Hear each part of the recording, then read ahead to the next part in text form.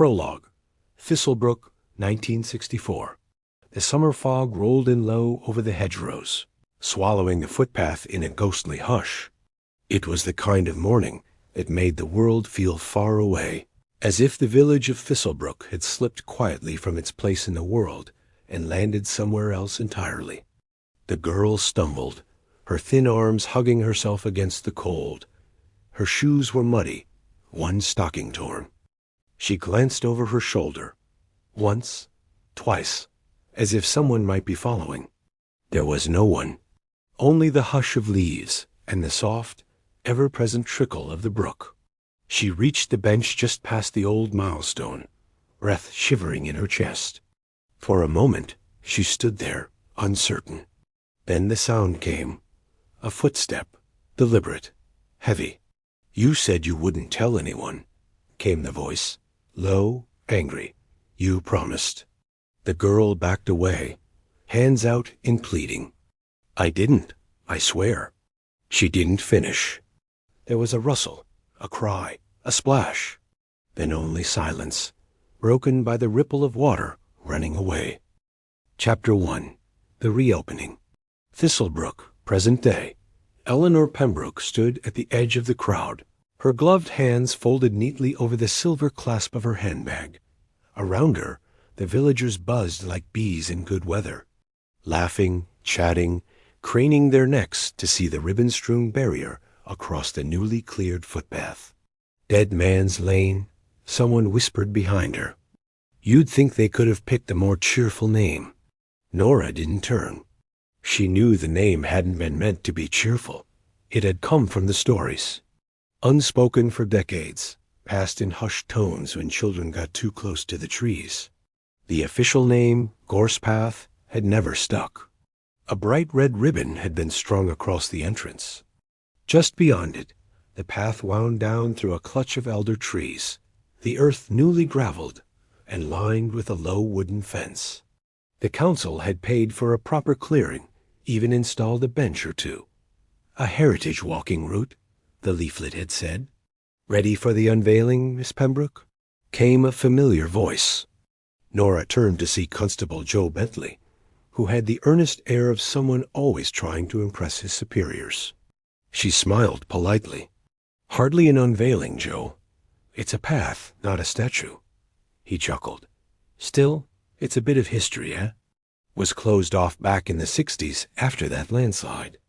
Took long enough to sort the paperwork." Nora said. She didn't mention the other reason people had avoided the path, the unspoken one. "You didn't talk about the Cartwright girl, not in daylight." The mayor, broad, loud, and flushed from the free cider, raised a pair of ceremonial shears. "To new beginnings," he boomed. The ribbon was cut. Applause followed. Children ran squealing down the path, unaware of the quiet tension that lingered just behind the villagers' polite smiles. Nora stayed where she was, watching the way the light flickered between the trees, the curve of the lane just out of sight. Somewhere in her memory, a voice echoed. "She slipped on the rocks," they said, "fell into the water. A tragedy." Nothing more.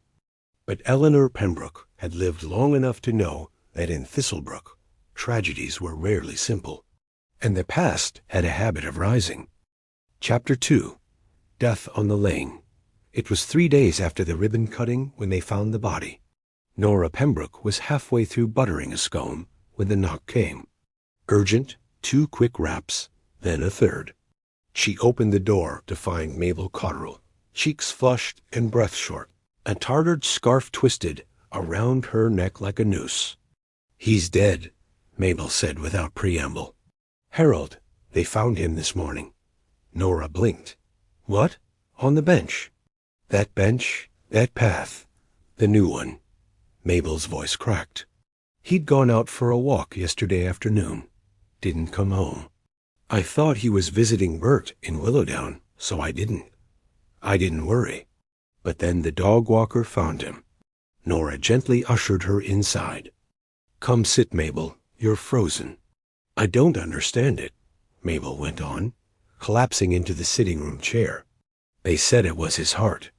collapsed right there, like someone switched him off. Was he unwell?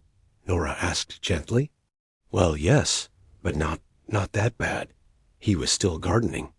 He'd taken up walking again. Said it was part of some project.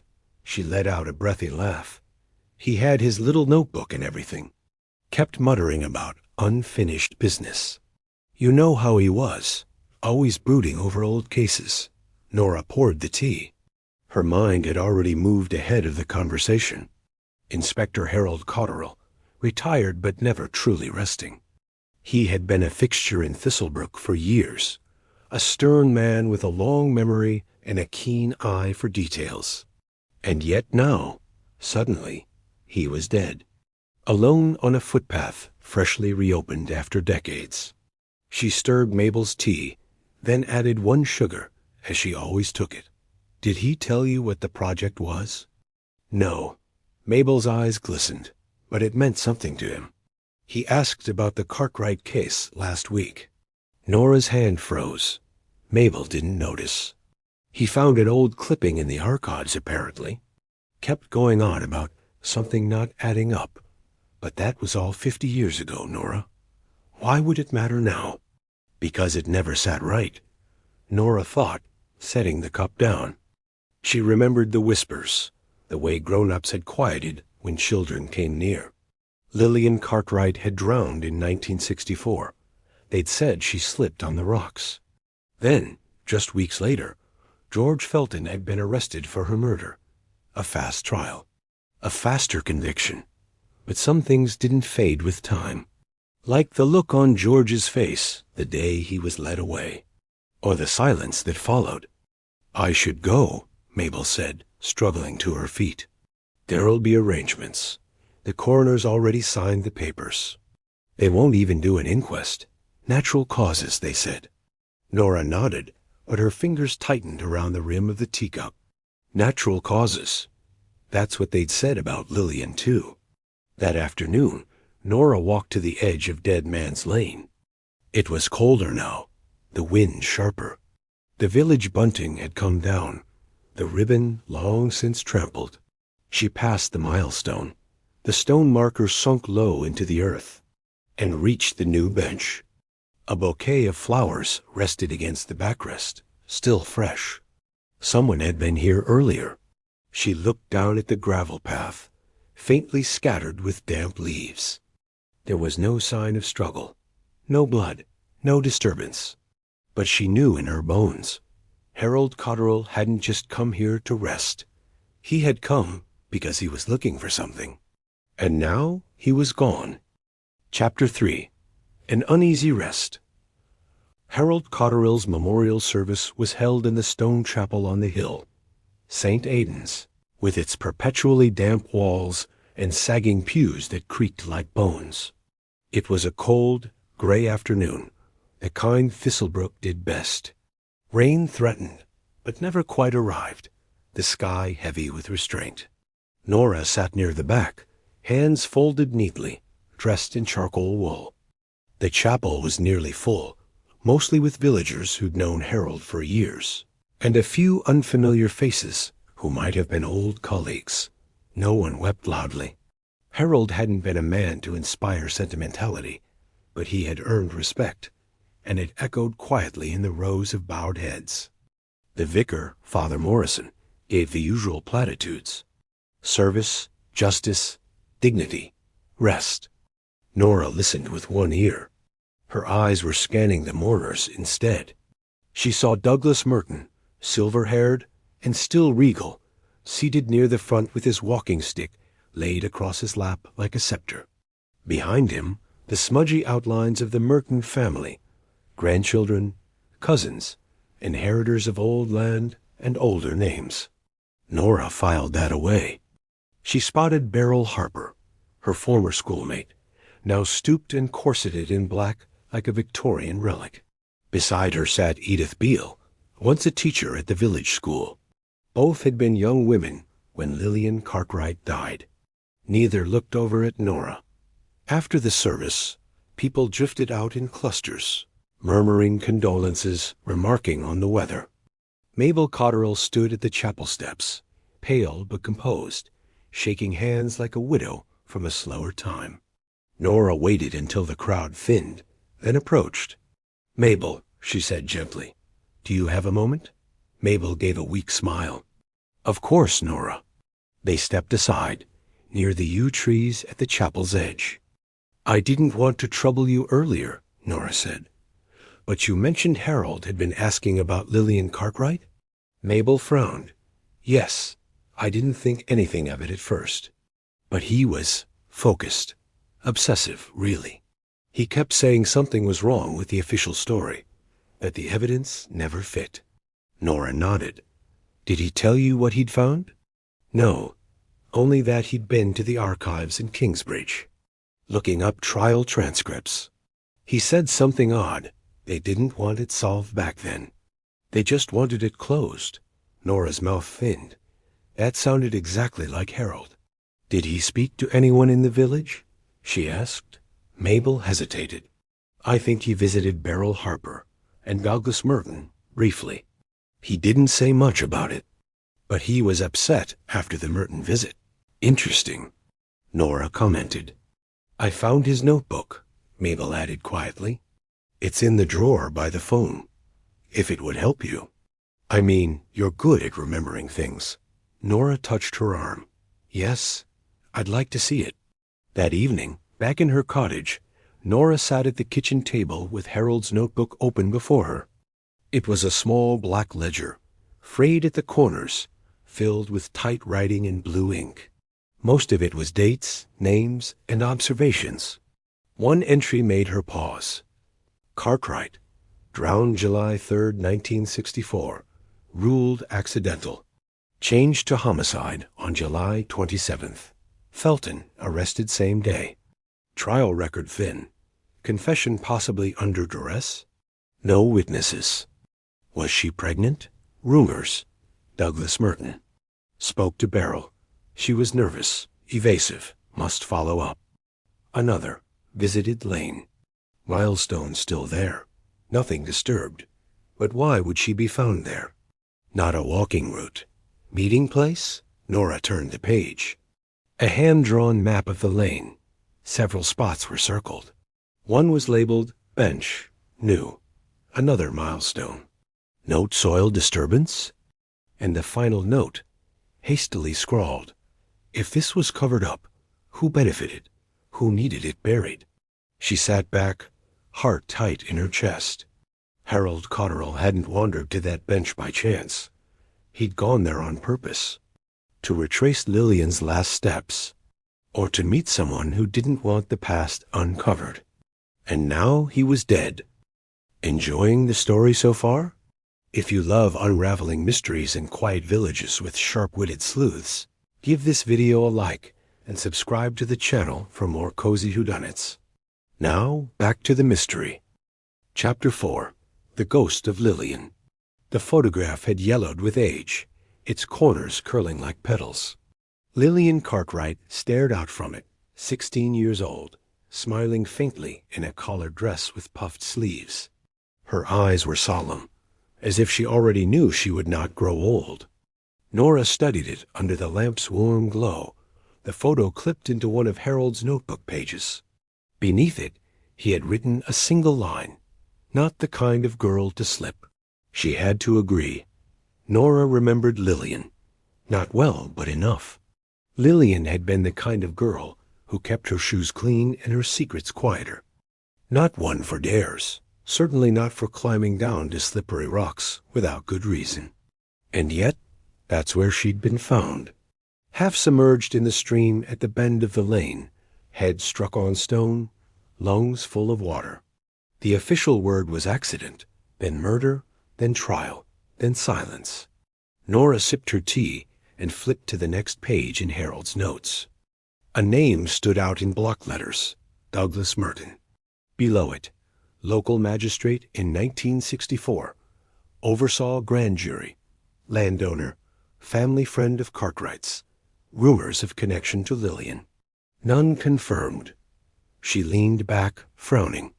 In the 1960s, the Mertons had been the closest thing Thistlebrook had to nobility. Their estate, Ashbrook House sat just above the old path, its manicured hedges and ivy-covered gables visible even now through thinning autumn trees. If anyone had influence enough to guide a hasty conviction or bury an inconvenient scandal, it would have been Douglas Merton. The next morning, Nora made her way up to Ashbrook House. The gravel drive crunched beneath her boots, the hedges tightly trimmed as ever. A peacock screeched somewhere in the back garden, a ridiculous creature in a house that no longer hosted garden parties. Douglas Merton answered the door himself. He had always insisted on that. No butlers, no staff. Just a man with brittle pride and polished shoes. "Nora Pembroke," he said, raising one silver brow. "I assume this isn't a social call." "I'd like to ask you about Lillian Cartwright," she said evenly. For a moment, he said nothing. Then he opened the door wider. "Come in, you'd better have tea." They sat in a sunlit drawing room, sparsely furnished now. More echoes than heirlooms. Merton poured the tea himself, with surprisingly steady hands. "She was a sweet girl," he said finally, "terribly shy. Her mother and mine played bridge together every third Thursday. And yet Harold Cotterill was investigating her case again just before he died," Nora commented. Merton sipped. "Harold always did enjoy tangling up old threads. He hated loose ends, even imaginary ones. He visited you shortly before his death," Nora said. "Yes, he came sniffing after ghosts. I told him the same thing I'm telling you." George Felton confessed. He stood trial. He was found guilty. The law has already spoken. But not everyone believed it. Not even then, said Nora. Merton's eyes glittered. "That may be, but George Felton was no innocent. A man like that, a transient, laboring on farms one week, drinking in back alleys the next. He was trouble. If not for Lillian, then for someone else eventually. But the confession was never signed," Nora said. "It was given orally, in the presence of a constable." Merton said. Nora let that hang in the air for a moment. "Do you remember what the Cartwrights said at the trial?" she asked. "They didn't," Merton replied. "They left the country. Spain, I think. Never returned." That was true. Lillian's parents had vanished after the trial, selling the family home and leaving no forwarding address. Nora had always thought that odd. Most grieving parents couldn't bear to leave. These ones had fled. "And what about you?" She said quietly. "Did you know Lillian better than you've said?" Merton's mouth thinned. "Miss Pembroke, you are walking a very old and brittle road. You'll find nothing down it but shadows and dead ends." "I've walked the lane," Nora said. "It's clearer now than ever." She stood. "Thank you for the tea." Outside, the air felt sharper. The clouds had thickened above the village like a held breath. As Nora descended the gravel drive, she noticed something along the side fence. A narrow track overgrown with brambles, leading down the slope toward the old footpath. A shortcut. Away from the Merton estate, directly to Dead Man's Lane. She paused, frowning. Had anyone ever asked if Douglas Merton had an alibi on the night Lillian died? She wondered. Chapter 5. The Witness Who Stayed Silent.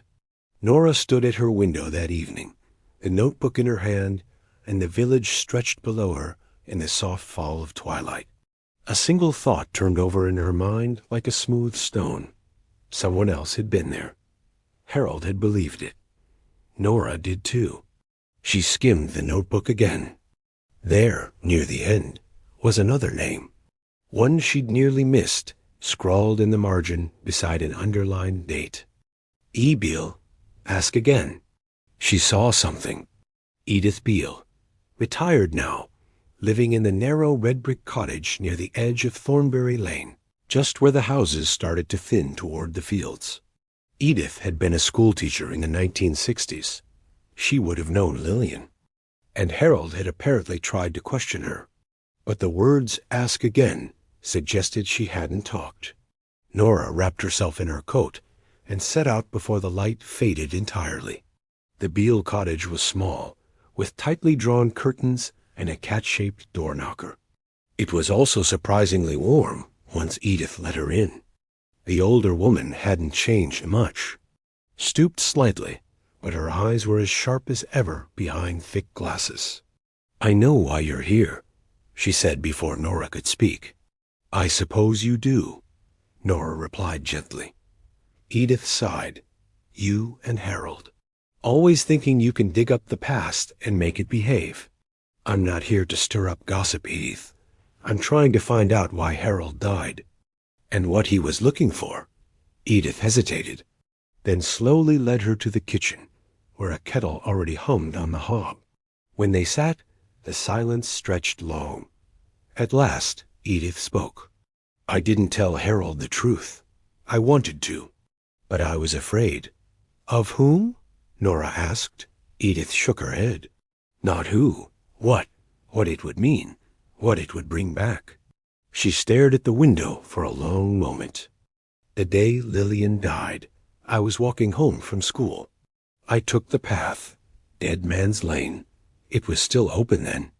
I used to cut through to get home faster." Nora leaned forward. "She wasn't alone," Edith whispered. "I saw her, and I saw someone else. A man, older. She was crying. He had her by the wrist." "Did you see who it was?" Edith's voice broke. "I thought I did, but I told myself I didn't. I was afraid of being wrong. Afraid of the Mertons, of the court, of everything. So when the police came, I said nothing." Nora reached across the table and took her hand gently. "But Harold found you. He believed you." Edith nodded, eyes watery. "I told him I wasn't sure. I lied. But I was sure. I just didn't want to bring it all back." Nora's voice was steady. "Who did you see, Edith?" A beat and a whisper. "Douglas Merton." Nora sat back. The room was suddenly too quiet. "You're certain?" she asked. "Yes," Edith replied. Edith buried her face in her hands. "And now Harold is dead." Nora stood slowly. Her mind was racing. If Edith was right, if Douglas Merton had been with Lillian just before she died, then the entire foundation of the case against George Felton had been based on a lie, and someone powerful had a very good reason to keep it buried. As Nora left the cottage, the village streetlights flickered on. She glanced once toward the distant silhouette of Ashbrook House, just barely visible through the trees. If Harold had uncovered this, and if he had confronted Merton, then his death might have been far from natural. It might have been a silencing.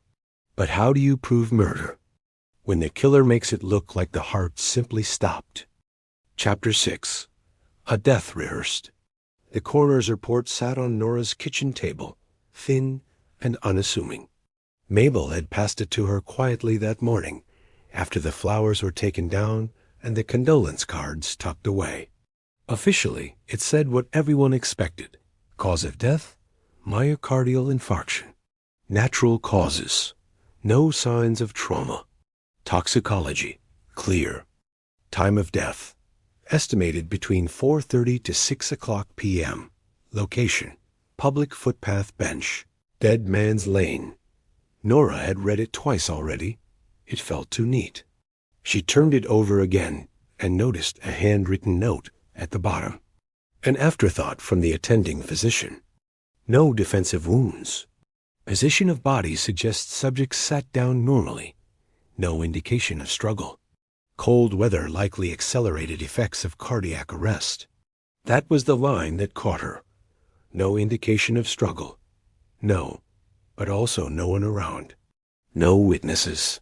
No one who could verify what had happened between 4:30 and 6 p.m. on the path. Not even the dog walker had seen anyone else near the lane. It would be the perfect place for a quiet murder. Not violent, not messy, something simpler. And then it clicked. Nora reached for Harold's notebook again. Near the back, he'd listed recent appointments, notes in shorthand. One entry stood out now that she read it again. B. Harper, nerve pills, cross-check dosage. Fatal in high quantity? Nora's eyes narrowed. Beryl Harper, long retired now, had worked for decades as the village chemist handling prescriptions, consultations, and private inquiries long before big chains swept the trade into supermarkets. Harold must have spoken to her recently. About Lillian? Or perhaps about something else. Like how a small dose of a certain sedative might mimic a heart attack in someone already vulnerable. Nora arrived at Beryl Harper's bungalow that afternoon with a basket of apples from her garden, a peace offering and a distraction. Beryl had always been particular about propriety. "Your Bramleys are still the best," Beryl said, eyeing the basket with a faint smile. "They've done well this year." "Bit of luck with the early frost," Beryl replied. They sat on the veranda, a pot of weak tea between them, the kind Beryl preferred. No nonsense, no sweetness. "I hear you spoke to Harold before he died," Nora said gently. Beryl tensed. "Yes, briefly. He came by asking about some old compounds. Not illegal, but curious." "What did he ask about?" "Chloral hydrate," Beryl said, voice low, "and barbiturates. He wanted to know if they'd leave traces after death." "Would they?" Nora asked. "If administered carefully, not always. Especially if the victim had a weak heart. It would pass as cardiac arrest unless someone was looking for interference." "And were you?" "No one asked me to be." She hesitated, but I checked anyway. "Out of habit." Nora held her breath. There were no traces in his blood. But that doesn't mean nothing was there. Chloral clears fast. And Harold's body was cold when they found him. That skews the breakdown even more. So it could have been induced. "It's possible," Beryl said. "Unprovable, but possible." They sat in silence a moment longer. Then Beryl added, "He came to me for a reason, Nora. I think he knew he was close to something. I think he was afraid." "Afraid of who?" Beryl looked at her. "You already know the answer." That evening, Nora returned to the bench on Dead Man's Lane. It was late. The moon cast pale shadows across the gravel path, and the bench looked stark and solitary in the faint light. She sat slowly, glancing toward the milestone just ahead. Harold had come here to meet someone. He'd brought his notebook. He had questions, and maybe he thought he was going to get answers. But what if, instead, someone gave him a cup of tea? She imagined the scene. Two people sitting quietly on a bench. Harold, unwell but focused. A shared thermos. A conversation that turned. Something slipped into the cup. A small dose, just enough to tip a tired heart over the edge. Harold slumped forward. And by the time the dog walker found him, his secrets had died with him. Unless Nora stood and walked to the milestone. There, embedded in the mossy soil, was the old stone marker. Rough-hewn, centuries old. She leaned down, brushing leaves aside. The earth around it had recently been disturbed. Harold had noted that too. A faint patch of looser soil, as if someone had buried something, or hidden it. She got her garden hand trowel from her bag, just in case, and began to dig. Chapter 7. Beneath the stone. The soil was cold and damp beneath Nora's gloves, packed with years of leaf mold and silence. Her trowel scraped softly as she worked around the base of the milestone. It wasn't buried deep, whatever it was. Harold would have worked quickly, quietly. She could picture him kneeling where she now knelt, brow furrowed in that exacting way of his. And then, a click. Metal against metal. Nora eased her fingers into the loosened soil and drew out a small tin box, rusted at the edges, once painted green. She held it a moment, heart thudding. The kind of thing a man might tuck in his coat pocket or leave behind for someone to find, if he didn't make it back. She sat on the bench and opened it. Inside was a cassette tape labeled simply July 2nd, 1964, Interview. A folded note in Harold's handwriting. A photograph. Grainy and faded. Of Douglas Merton, standing beside a much younger girl in a sun hat. Lillian. The note read, "If you're reading this, I was right. Someone didn't want the truth found. I spoke to Edith Beale. She remembers. This tape, this changes everything. I don't trust the authorities. Keep it safe, Nora. Finish it. H.C." Nora stared at the cassette. Old, fragile, possibly unplayable. But if Harold had gone to the trouble to hide it, she packed the box into her bag and stood. The wind whispered down the lane, rustling leaves like the skirts of ghosts. She didn't look back as she left the path. Back at her cottage, Nora dusted off her old cassette recorder, a relic from her teaching days, and gently loaded the tape.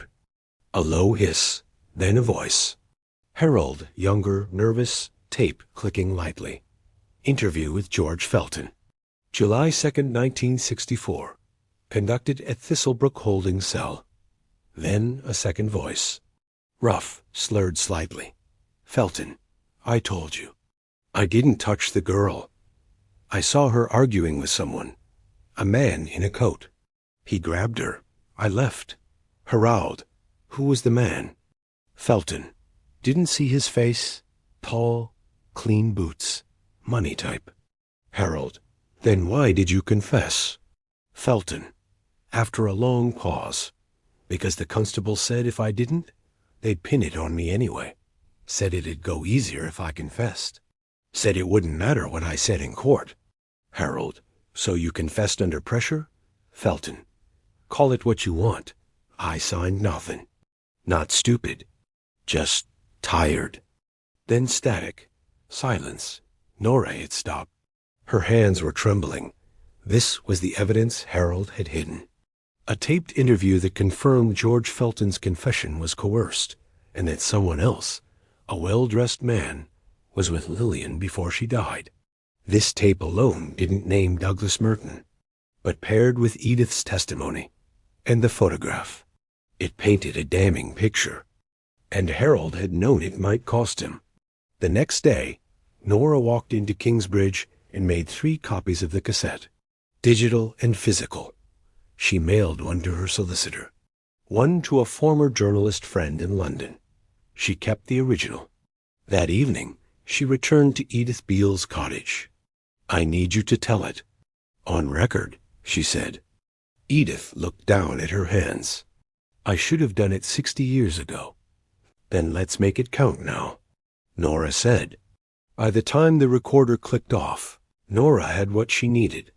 A credible witness statement naming Douglas Merton as the man seen with Lillian Cartwright shortly before her death.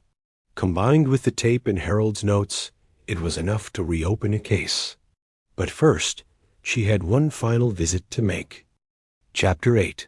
A very civil confrontation. Ashbrook House stood in perfect quiet, as though time there had slowed to a crawl. The ivy clung a little tighter to the stone. The windows, though polished, reflected nothing but gray clouds. Nora stood at the gate, Harold's cassette in her pocket and purpose in her spine. She rang the bell. Come to offer me absolution, Miss Pembroke? Douglas Merton answered a moment later, dressed in a pressed sweater and slacks, every inch the country gentleman. He raised an eyebrow when he saw her. Twice in 1 week, he said, stepping aside. Hardly, Nora said as she stepped into the house. I'm here for the truth. They walked in silence to the drawing room. The same place as before. Tea was already prepared. 2 cups. He'd been expecting her. You've been busy, Merton said, lowering himself carefully into a leather armchair. Nora didn't sit. She opened her bag and removed the tape recorder. Do you know how memory warps after 60 years? I found what Harold hid, the interview with George Felton. And I have Edith Beale's testimony. She remembers seeing you with Lillian Cartwright that afternoon. Merton didn't flinch. He poured himself tea with steady hands. She's an old woman, he said calmly. She didn't waver, and she remembered your coat. Your boots. She saw you grab the girl. And that's enough to defame a man now? Ghost stories and antique cassette tapes? Nora leaned forward. It's enough to show Harold Cotterill didn't die of natural causes.